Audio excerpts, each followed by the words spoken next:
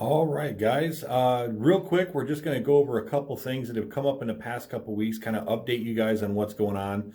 And then I'm going to have a separate video for those of you that have been asking me about my bariatric surgery and my weight loss stuff.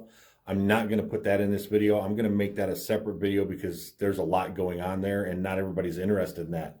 As you guys can see, I'm at home today in my downstairs studio. Place where my kids are musicians, so they record and jam out and practice with their bands down here, so that's why it looks a little different. But anyway, first thing I want to talk about is a couple weeks ago, one of the videos I mentioned, there was going to be a Wal-Mart heart event that I wanted to experience. I did get to experience that. I took a lot of footage. It was an amazing event. It's another reason why Walmart is an amazing place to work. The culture here is something like I've never experienced at any other job, not just trucking, but anywhere. There were over 25 trucks that showed up for the parade that week. The little girl got to ride in the truck. They gave her a uniform. You guys, I've got a video that's being created by a studio. A friend of mine owns a recording / video studio, and he's helping me with the video because, as you guys know, I'm not very good at these. You basically just get, a little bit of info and maybe a couple of graphics, but I'm not good at making the videos. So they're making the Walmart Heart video. It's going to show you the parade. It's going to show you all the festivities, all the people that were there. It was an amazing time. Basically, it's what Walmart Heart is. It's a driver-started, funded event where all of the drivers get together and they do a parade with the town. They organize everything. They raise the donations. They help the kid with whatever, whether it be cancer or disability of whatever kind, autism, all different things, whatever the kid is going through. And we just have a 3 or 4 hour. I mean, it was over by noon. We started, I think, at 9 a.m. We got together for breakfast at a local Cracker Barrel, all the drivers and the GTM, Jason from Seymour. And we had breakfast together, and then we went out and did the event, and the kid got a bunch of gifts. The store associates, it was the Seymour store, I think that's store 1033, was amazing. I swear they had associates come from other stores because when we walked in the door, and it might make the video, the associates were lined up basically on both sides, and the kid went through, and all the drivers, we all walked through the store, across the front, all the way to the other side of the store, back to the lawn and garden, and then out to the back door. And there were associates lined up on both sides, clapping and cheering for the newest driver. Her name was Isabella. It was an amazing event. So I've got more information coming on that. I've also got a driver that deals with Walmart Heart quite a bit, and I want to have them come on and talk about that. So there'll be a separate video about Walmart Heart coming up. The other thing, that the major reason I want to do this video today is because a lot of you have been having trouble getting on with Walmart. At one time in the past couple of weeks, I think I had 11. I think my last count was 11 drivers who were stuck. They had submitted their application. They weren't hearing back from anybody. Every time they called their recruiter or whoever they had information for, the people were telling them, oh, well, it's going through background checks. And it was that way for over a month. I had drivers stuck for 3 months that could not get to onboarding. Now I have found out that the reason all that happened was a major, major mess up in, I don't want to say Walmart's fault, but what Walmart did was they changed from the company they had that did background checks before. I cannot remember the name of it, but they were horrible. They took forever. And they switched to this new place called Advantage, I think, or something like that. Well, that switchover caused a lot of complications where drivers were getting lost in the shuffle. The background checks weren't going to the right places. It was just the whole thing of installing that caused a lot of problems. The other thing that Walmart did was they installed a new system called Workday. It used to be, and this was one of the things that me and my boss had complaints about for a while, was back in February, if one of you guys used me as a referral, I may never have known. My HR department may have never known. If you didn't put it on the application correctly, I may never have known. I didn't even get credit for it. I'll be honest, to this date on this last paycheck, I think I have a total of 9, maybe 10, 9 or 10 total referrals for the entire year. I have a spreadsheet of over 200 drivers that I have either talked to, sent the pre-trip to, whatever, made contact. They made contact with me and I assisted them with something. And I've gotten 10 referrals. Now, again, this is not me complaining about referrals because honestly, the referrals are nice. It helped out a lot because we had a major septic issue at our house where we had to have our septic replaced and it cost over $15,000. Thank goodness for the few referrals that I did get. But I had over 200 drivers that I've helped, and I've had many drivers, many more drivers than I've actually gotten credit for, tell me, hey, I used you as a referral, but I never got credit for it. And then they would say, oh, well, the driver didn't write your name down, or the driver used somebody else, or whatever. So anyway, my main point is they now have a system called Workday. So on the application, and I need to go on the application and look to see what this looks like if I can. I work here. I'm not sure I can see it, but I don't know what you need to put in. I don't know if you just put my name or if you need my driver number, which I'll put all that information in the description below if you guys want to use it. But I'm not exactly sure what you need. I don't know what to tell you. So I'm going to give you everything, and then you guys tell me, oh, I had to put in X, Y, and Z. Because my thought is if you use my name, which my name is a little different. There's not too many guys with the last name of Warne. I mean, I could see Warren or something, but what if I had a last name of Miller or Smith or Thompson? There could be a ton of Rich Thompsons out there. Who gets the credit? Is it going to some other guy? It was a complete disaster of a system. Well, now this Workday system, I get a notification on the app that says, hey, you have XYZ person. They used you as a referral, and I have to accept that. If I don't want to accept it, if I don't know who they are, I go to my boss and say, hey, and it's happened twice. I've had two people that Workday sent me a message and said, you have a new referral. I have no idea who this person is. I've never talked to them that I know of. I've never seen an email from them. I have no idea who they are. My boss is like, if they used you, they used you. And I don't want to mess somebody else up for, if that was actually supposed to be someone else's referral, I don't want to get credit for it. But that's why I need to know kind of if you guys are new and you just recently filled out the app and you do use me as a referral, shoot me an email and tell me or screenshot it, whatever you can do, and let me know, hey, it has a box that wants your driver number.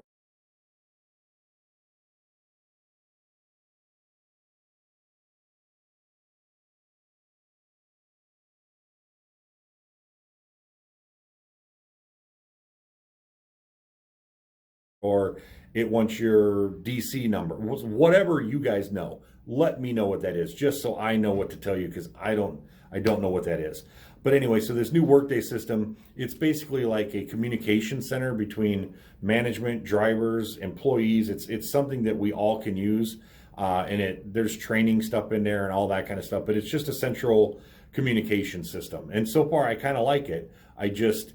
When they installed it, it crashed as well at the same time as the whole system being put in with the new background check people, and they stopped doing onboarding, I think, for over a month. I talked to a CDT the other day and he goes, we haven't done onboarding for a month. And I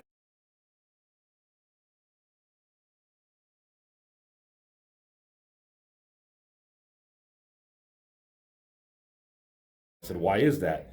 He goes, they didn't have the people because the system was down. They had a class that had one person in it, and then they stopped because something was wrong. And that's when they figured out people weren't being able to put on onboarding because they weren't getting the background checks. It was a whole disaster. I've got a couple drivers, like I said, waited 3 months. But to my knowledge, all of that has been fixed because many of the stuck drivers are no longer stuck. They're actually either past onboarding, at onboarding, or whatever. So if you have been stuck for a while and you haven't heard from anybody and you're one of these guys that might have got lost in the shuffle, send me an email. Again, even if you don't use me as a referral, I'll do what I can to help you out. I've got a couple people that we can get, that I can give you names and numbers for, that you can contact, that you can call, and we can figure out where you need to go and who you need to contact to figure out what stage of the application you're in, and we can get you some answers.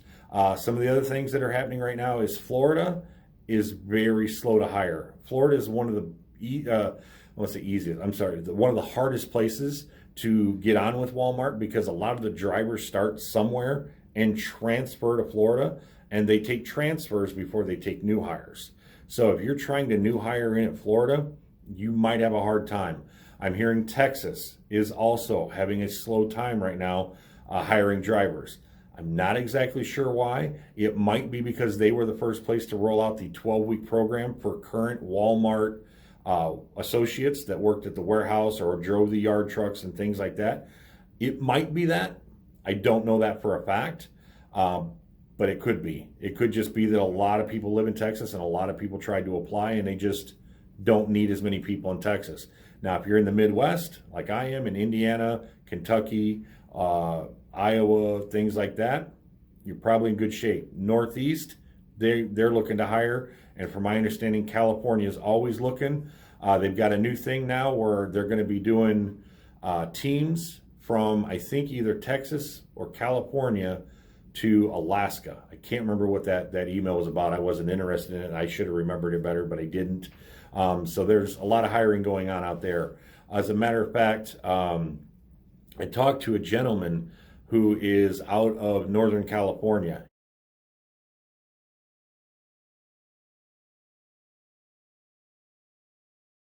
He just started a YouTube channel. I've had a lot of you guys ask me about Northern California. This guy's going to be your contact. Not that I don't want you to watch my videos and watch my channel. I want you to get the right information. So I'm gonna put the link to his channel down below in the description. But it's 20 Plus Trucking is his channel name. But he is going to be your contact for Northern California. A lot of you guys have asked me about the mountains and the onboarding and all the stuff out there. And you know, the Holly video is great if you're from Southern California and Arizona. But a lot of you guys are asking me about Northern California, and I didn't have an answer for you. I now have an answer. This guy's worked at Walmart for 15 plus years.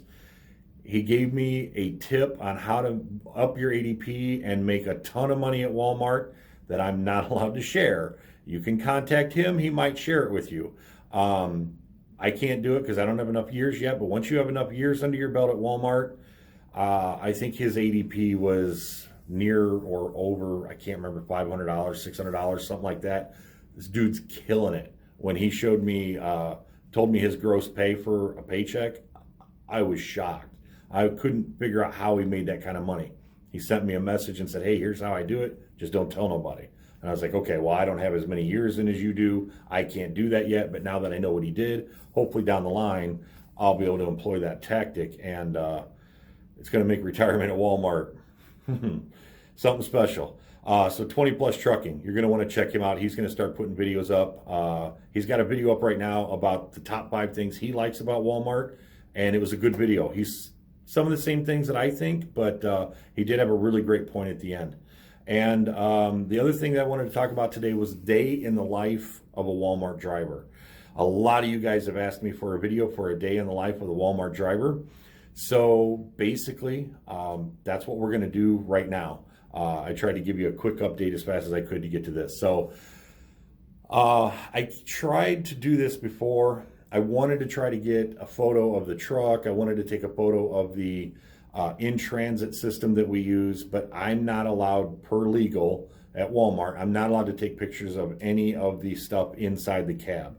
So I'm basically just going to give you a quick rundown of how things work for me at Walmart. And I'm going to try to take pictures of my pay stub and my stuff so you can kind of see what I'm talking about. I just can't give you pictures of my logs and things like that because they're in the truck. But I'll be able to give you destinations, miles, and things like that. So those will be little cuts that I'll drop here in the video. But another great thing about this here is I had somebody ask me the question about, do you really take 30 minutes to do this pre-trip that you sent us? It takes that long in class because they want to know that you know all of the aspects, but it's not how it works in real life. And I never thought to explain that to you guys. So that's where we're going to start. When I show up to work, I drive my car up to the office where the not dispatchers, coordinators are. They're called coordinators here because they're not actually dispatchers, because The rock does most of the dispatching. The coordinators can help you if the load that you got isn't going to work for your number of hours, or if there's something wrong with your truck and you need a new truck or you need a new load. They can swap things out, move things around, and assist you with all the things that you need. They don't just dispatch a load. So that's why they're called coordinators. So I go to the coordinators. I usually arrive about 3 or 4 hours early. Well, I start at 11. I arrive at 7 at night. And I check my mail, make sure there's nothing in there, because if they assign you a new truck for some reason, they'll put a piece of paper in your mailbox saying you now have truck XYZ for the week. It's parking spot, whatever. So it's good to check that, because you don't want to drive out, your truck not be there because it's in the shop or whatever, and then why isn't it here? And then you go in. If you'd just checked your mail to begin with, you'd already know. So I check my mail. I don't even, I might say, wave to the coordinators or whatever. I don't even bother with them right now, because they don't need to be bothered, because I don't have any info for them. So I check my mail. I go out, I get in my car, I drive out to my truck. I pre-trip my truck. That's it, just the tractor. Make sure everything's good. I back it out of the spot, put the car in. I take all the stuff out of my car. I put it in the truck. Usually my clothes bag, my clean clothes, which is usually my undershirts and socks and things like that. I take my laundry bag for my shower bag, and any of the food that I brought with me. I've been food prepping, which we'll talk about in the bariatric video if you want to know about that. So I take all my food, whatever I've got for the truck for that week. If I've got a extra board, or if I'm on where I need to put a microwave, I carry all that stuff in and out. Luckily, I'm on a program. Me and the other guys have all bought microwaves for the trucks. They all have refrigerators in them. So you don't really need to do a whole lot of that usually, but I have seen people take microwaves in and out of the trucks. So I load all my stuff in, and then I go and I creep under 5 miles per hour, just down the row a little bit, and I find an empty parking spot. I park the truck, and I get myself a nap because I'm starting my midnight shift. At 11 o'clock, I wake up, and I then turn on my logs, and I turn on my day. There's the in transit, and then there's the log section. I turn on both of those apps. I log into both of them. I get all the information there, get everything set up, and I go in and get my paperwork. Once I get my paperwork, they tell me, and I know where I'm going already, because it tells me in the messaging system of in transit, you're going here, here is your dispatch. So I go in, get my paperwork, talk to the coordinators and any drivers that might be in the break room and things like that. And then I go back to my truck, and I go to find the trailer. Now, the way Wal-Mart works, if you've never been to a Wal-Mart DC, is when you first come into the gate, everything is sectioned off by alphabet. So this row of trailers might be zone A. The other half might be zone B. Around the other side might be C, and then D, and then E, and whatever. However the thing is laid out. Everyone's laid out slightly different. So when you first get to Wal-Mart, if they don't give you a map at onboarding, try to get a map of the DC that you're going to be at. And then every DC you go to, they will give you a map if you ask for them. And then you can just compile a bunch of maps. I have to look, see if I still have them. I should probably get maps to put on here so you guys can see them, or at least have them. If you guys email me and say, hey, I'm going to this DC, can you get me a map for that one? I should try to do that. I'll try to remember to do that for you guys. Anyway, so you say I've got meat and produce is normally zone C1, which is just a small section offset of C. Pretty common sense. It's pretty easy. I find the trailer that I'm looking for. I back up to the trailer. Now I'm pre-tripping the trailer. You almost will never, I want to say almost never, but you won't do the entire process all at one time, because, sorry, my wife was coming in probably to talk to me. Anyway, so you'll never do the whole process like you do at onboarding. They just at onboarding want to know you know everything, so it doesn't take 30 minutes every time. Like I said, 15 minutes or whatever to do the tractor when I first start my day, and then 15 minutes or whatever on the trailer when I hook up to it, and then I head out for my first destination. So let's say, I don't remember what my destinations are. So let's say my first thing of the night is I go to Elkhart, Indiana, which is roughly 150 some miles away, whatever it is.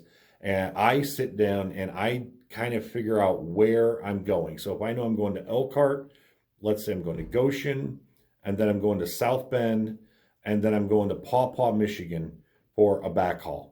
That's a pretty typical route. I've done that same route a few times now. I go to Elkhart, I write that down. Okay, that's going to take me 2 hours. Goshen's only 14 miles away or whatever from there. So I write down, I always give myself 30 minutes. Okay, I'm going to be half hour here, a 30-minute drive, half hour to unload. South Bend's like 20 miles away, so it's a half hour drive, 30 minutes to unload. Okay, Paw Paw, Michigan, I know is going to be about an hour and 15, so I'll give myself an hour and a half. Okay, so I get to Paw Paw, Michigan. I'm going to be there this time, and then I go back to the DC in Gas City, and that's going to be, I think it's usually 3 hours to get back there. So I give myself 3 hours. Then I know, okay, I'm going to be at the DC at, say, 7 a.m. Let's say it takes 7 a.m. is when I'm going to get back. My EDT, I set for an hour later. I set my EDT, estimated time of departure, at 8 o'clock. And I look at my logbook and say, okay, well, I logged in at 11. So that means I've gotten till 1 in the afternoon before I have to shut down.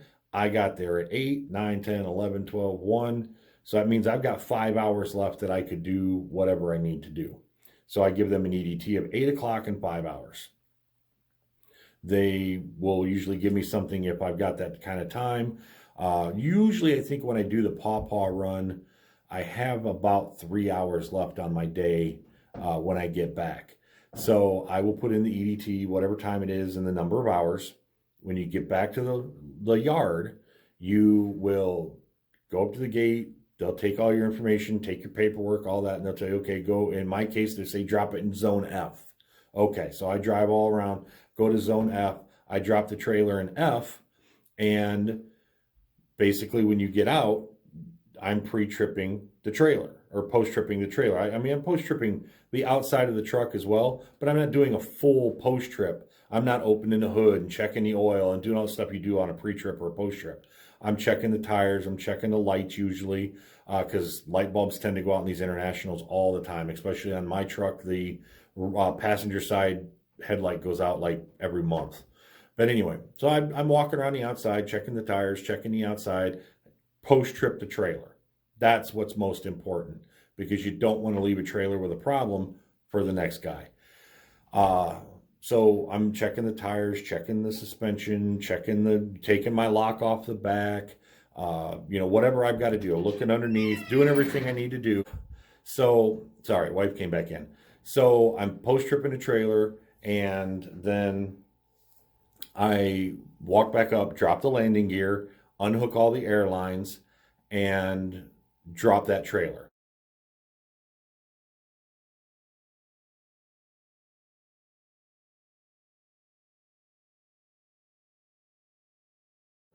Once I drop that trailer, I get back in the truck. When you've got a full trailer at Wal-Mart, they want you to leave about 3 inches. They say to the top of your shoe or boot or whatever you're wearing. And then you let the airbags down, set the trailer gently, then you pull out slowly so that the trailer drops down, and then you pull away. Then I go back to the office and say, hey, I've got 3 hours left, or I've got whatever. And they give me another load, or they say, oh, we don't have anything. Then you go ahead and take your 10-hour break. If you've got enough hours, they'll normally give you something maybe that you can get to that you won't make it back. So plan ahead. If you need to do your showers in the morning, grab a quick shower before you take off with that run, or know that you're going to get a shower that night when you get back because you can shower at the DCs. Maybe there's a DC closer to where your trip is going to be. Plan ahead. Think about all the things, food, showers, all that kind of stuff ahead of time before you take off, and put that into your EDT. Maybe you need to give yourself an hour and a half EDT because you want to take a shower or grab a meal or whatever. Just remember, the more time that you spend at the DC, you don't get paid for pause time or downtime at your home DC. Now, if I go down to Seymour, I'm not from Seymour, I'm from Gas City, and I'm at that DC and I'm waiting for a load, and they say, well, we don't have anything for you, go ahead and do your 10-hour. What a lot of guys will do, and I'm not sure how, I don't know if it's against the rules. Say you got 4 hours left and they say, we don't have anything for you. They'll stay on the clock for 3 hours or 3.5, whatever, until they get to the time that they need, because you're not supposed to roll back your clock. If your dispatch is at 11 o'clock, they want you to try to kind of stay on that time.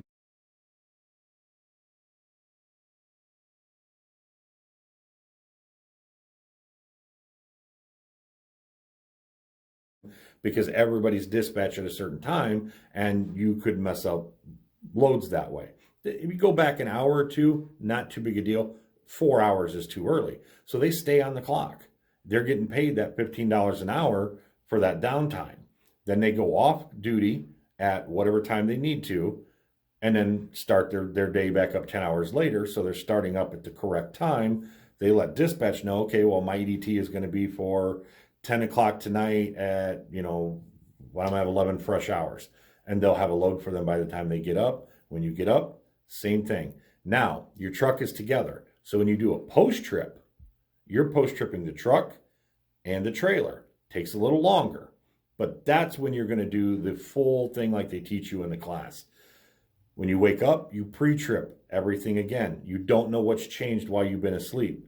Something could have rolled underneath your truck. Somebody could have done something to your truck if you're not parked at a Walmart or a DC. Even if you're at a Walmart, somebody could have jacked with your fifth wheel or something, whatever. Tire could have went flat while you were sleeping. Who knows? Check everything. If somebody may have tampered with your lock, whatever. You do a complete pre-trip and post-trip at the beginning and end of each shift like you're supposed to.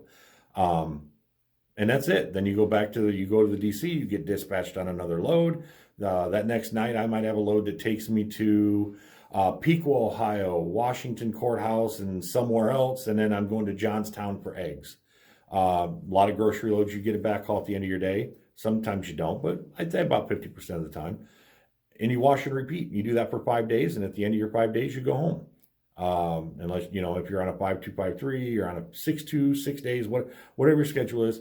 At the end of that, you go back and that's it. And in the meantime, if you need to shower or something and you're on a GM DC and you guys go a lot farther, you shower wherever DC you land at or whatever. You don't stay at truck stops. I've made the mistake in the last month. I decided to stay at a truck stop. I parked there just so I could sleep, and I had a guy take off my mirror one night and had another guy back into the front of my truck, bumping into my bumper. Walmart wants you to stay at Walmarts or Walmart DCs because of that reason. Walmart stores are not for me, they don't work as well because when I wake up, the store is normally closed. So if I need to go to the bathroom or something like that, they're not open. It's harder to get in if you can't get a hold of nobody. So sometimes I stay at a truck stop for convenience, but they don't want you to, because crap happens every time you stay at a truck stop. And it's true, every time I stay at a truck stop, something happens. But that's pretty much it. That's the day in the life of a Walmart driver. If you guys have got any questions, or if you want to ask me anything, let me know. I'm going to put all the info in the comments below and kind of go from there. Thanks.